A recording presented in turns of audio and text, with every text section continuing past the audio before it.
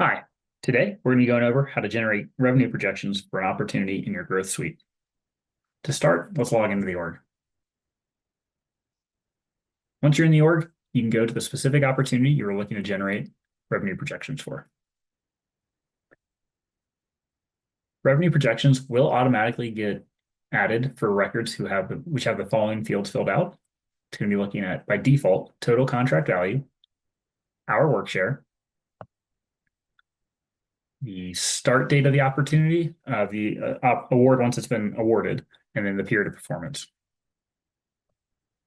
Those, along with the P1 value, will make up the revenue projections. However, if you want to start this process before filling out those fields, that's fine too.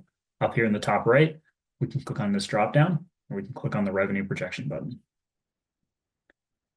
You are also able to do this after revenue projections have been created automatically, as this will allow you to modify the revenue projections because by default they are evenly spread across the period of performance.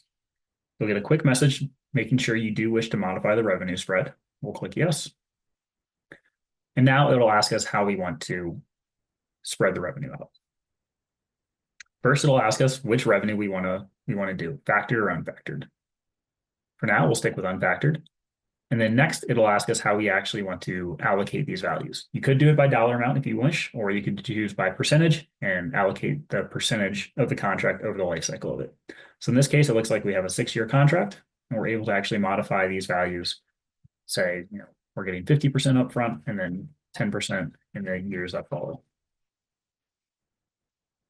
If I do my math correctly, that adds up to 100%. We can go ahead and click save. Now the revenue projections for the unfactored values have all been changed. You'll notice here on the right side where the yearly unfactored is. We have 50% of the contract value up front, and then the remaining 50% over the life cycle of those remaining 5 years. And that is how you can modify and add revenue projections for an opportunity.